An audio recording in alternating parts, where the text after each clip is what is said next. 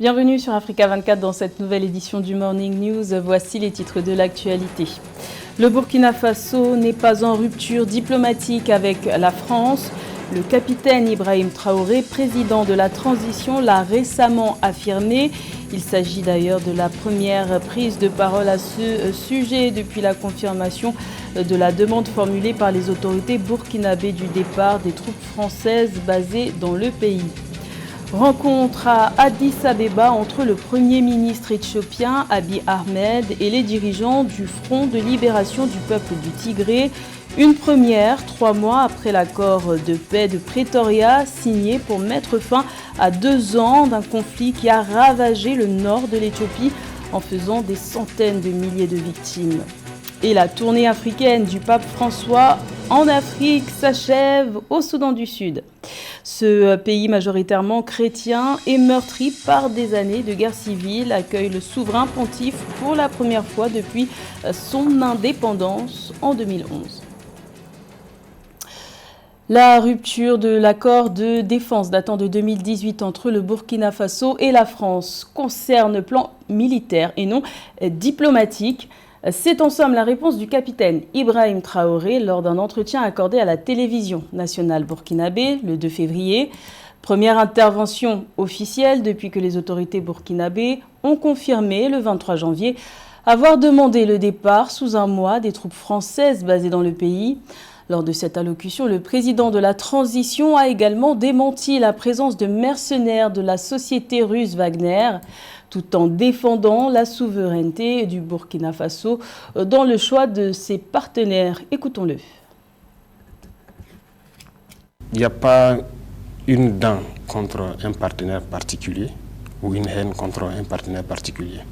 Et comme vous dites, la fin des relations diplomatiques, non. Vous faites allusion à la décision de dénoncer l'accord la dernière fois. C'est un accord militaire et dans les textes de l'accord, il est prévu qu'une des parties puisse le dénoncer.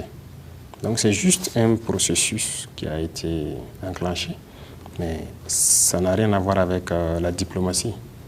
L'ambassade française est là, les ressortissants français sont là, de même que notre ambassade là-bas. Et donc il n'y a rien diplomatiquement qui a été touché. Il s'agit donc d'un accord de présence militaire et même, comme ils l'ont dit, notre souveraineté, ça dépend de nous. Donc c'est ce que nous réclamons à travers donc, la dénonciation de cet accord. Donc il n'y a pas de rupture de relations diplomatiques ou de haine contre un État particulier.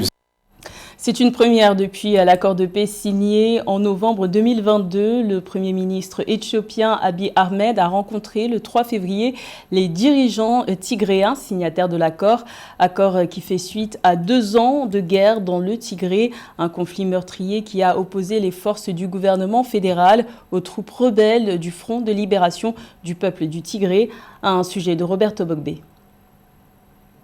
Le Premier ministre éthiopien à la même table avec des responsables du TPLF, le Front de libération du peuple du Tigré, avec en bonne place son commandant en chef, Tzadkan Gebretensei. Une image impensable il y a encore quelques mois. Pour l'intérêt de la nation et une paix longtemps souhaitée, le Premier ministre Abiy Ahmed a rencontré les principaux chefs de la rébellion du Tigré pour une discussion dont l'objectif est d'aboutir à une désescalade. Ethiopia is determined to make the country so peaceful. Le gouvernement éthiopien est déterminé à rendre le pays pacifique. Ils veulent établir une zone pacifique. Ils œuvrent donc à restructurer les environnements politiques, les situations économiques, mais aussi l'économie sociale et bien sûr la restructuration des infrastructures. Activities are being restored. Infrastructure is being restored. Le conflit dans le Tigré a déjà fait des centaines de milliers de victimes en 2 ans. Cette rencontre avec Abiy Ahmed ferait suite à une demande des cadres du Tigré, d'après une source proche de la présidence. Pour le conseiller à la sécurité d'Abiy Ahmed, il s'agissait d'évaluer les progrès dans le processus de paix entamé il y a 3 mois à Pretoria et confirmé il y a 5 semaines par le retour de ministres et opérateurs économiques au Tigré. Le processus de paix a également abouti à la reprise du transport aérien et des services bancaires au Tigré. There are things in the pipeline per the agreement. Il y a des choses qui sont en train d'être faites, mais il reste encore beaucoup à faire car cette guerre de 2 ans, vous pouvez l'imaginer, à déstabiliser les situations économiques et politiques du pays et spécifiquement celles de la région donnée. La guerre du Tigré est enracinée dans de vieilles oppositions entre les élites politiques du Tigré et d'autres régions accumulées au cours des décennies de troubles, de changements de régime. Le gouvernement d'Addis Abeba et les forces du Front de libération du peuple du Tigré ont signé des accords en novembre 2022 en Afrique du Sud pour cesser définitivement les hostilités, mettant fin au combat. À l'issue de cette grande première, le porte-parole de la rébellion assurait à la télévision d'État que l'heure n'était plus à un retour à la guerre. Le Soudan du Sud est le deuxième pays à accueillir le pape François dans le cadre de sa tournée africaine qui s'achève ce 5 février. Une première pour ce jeune État indépendant depuis 2011, majoritairement chrétien et déchiré par des années de guerre civile. Le souverain pontife a lancé un appel à la construction d'une paix véritable. Les précisions de Nathalie Mo.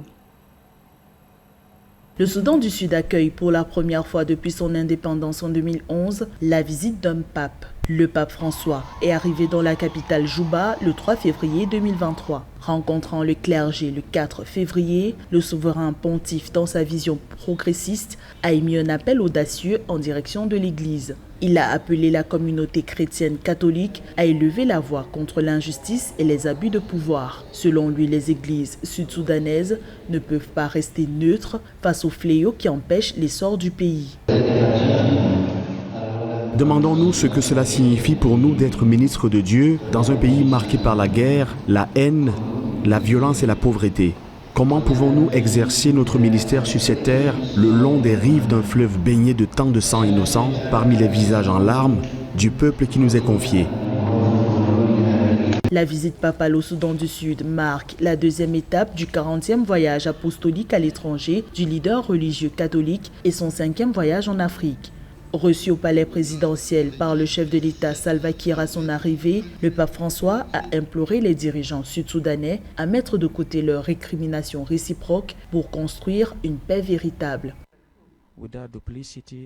Les processus de réconciliation semblent paralysés et les promesses de paix restent inaccomplies. Je viens comme pèlerin de réconciliation avec le rêve de vous accompagner sur votre chemin de paix, un chemin tortueux mais qui ne peut plus être reporté. Vous êtes appelés à régénérer la vie sociale comme des sources limpides de prospérité et de paix, car c'est de cela dont ont besoin les enfants du Soudan du Sud, de pères, non de maîtres, d'étapes stables de développement, non de chute continuelle. Le gouvernement et les groupes rebelles sud-soudanais ont signé un accord de paix en 2018, un pacte qui tarde à être matérialisé en raison de tensions récurrentes entre le président Salva Kiir et son vice-président Riek Machar. En août 2022, le pays a prolongé sa période de transition de 24 mois pour ouvrir la voie à la tenue d'élections préalablement prévues en février 2023. Le Cameroun et le Congo poursuivent leur projet commun relatif au secteur des mines à la frontière des deux pays. Les travaux de développement du projet minier Mbalam Nabeba redémarrent après des années de ralentissement dû à la pandémie de Covid-19. Et malgré le décès du ministre camerounais des Mines, Gabriel Dodo Ndoké, le 21 janvier dernier, le président Paul Biya s'est montré rassurant sur la poursuite du chantier. Plus de détails avec Eugène Chema. Après la pandémie de Covid-19 qui a freiné les investissements attendus par le Cameroun et le Congo auprès des partenaires chinois pour le développement du projet minier Mbalam Nabeba, les deux États espèrent voir une évolution des travaux avec l'assouplissement de certaines mesures en Chine. Le ministre congolais Pierre Oba, porteur d'un message du président Denis Sassou Nguesso, est reçu en audience par le chef de l'État camerounais Paul Biya, jeudi 2 février 2023, s'est montré optimiste. On était gêné un peu avec la politique chinoise en matière de Covid qui a bloqué le pays, et comme nos partenaires sont chinois, il nous a été très difficile pendant ces 2-3 dernières années de travailler. Maintenant qu'ils ont assoupli les mesures, nous allons reprendre de travailler plein feu. Dans le cadre du message envoyé par le président Denis Sassou Nguesso auprès de son homologue, figuraient également les condoléances en lien avec le décès, le 21 janvier 2023, du ministre des Mines, de l'Industrie et du Développement technologique, Gabriel Dodo Ndoké.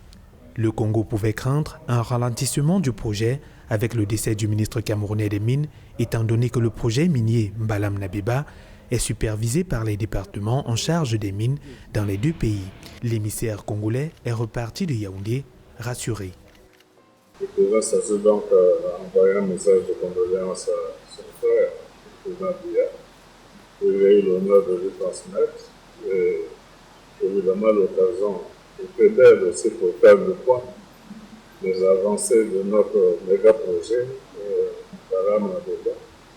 Nous en avons parlé abondamment. J'ai reçu de nouvelles orientations du président Biya qui m'a rassuré que ce drame qui a emporté le ministre de Mines ne changera rien à la marche du projet et que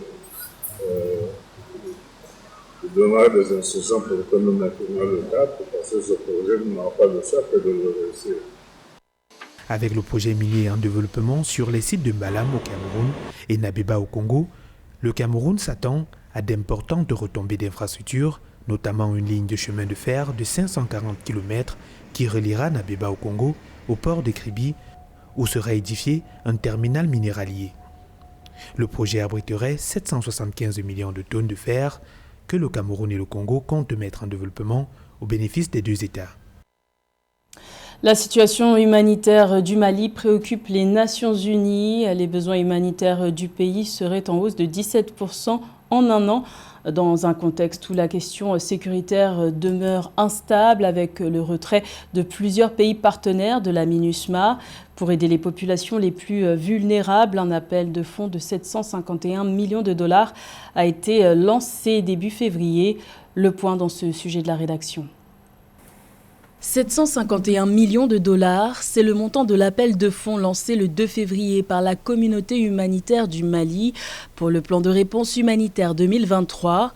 Le but, aider en urgence 5,7 millions de personnes, dont plus de la moitié sont des femmes et des enfants, alors que 8,8 millions de personnes, soit environ 40% de la population malienne, sont dans le besoin.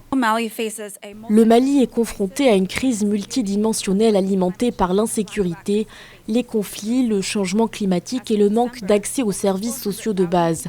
En décembre, plus de 400 000 personnes, principalement des enfants et des femmes, ont été déplacées en raison de l'insécurité croissante dans les régions de Bandiagara, Mopti, Gao, Tombouctou, Ségou et Ménaka. Nos collègues disent que les besoins humanitaires ont augmenté de 17% par rapport à l'année dernière. En 2022, plus de 2,9 millions de personnes ont été assistées sur les 5,3 millions ciblés par la réponse humanitaire grâce aux efforts soutenus des acteurs humanitaires et du gouvernement malien.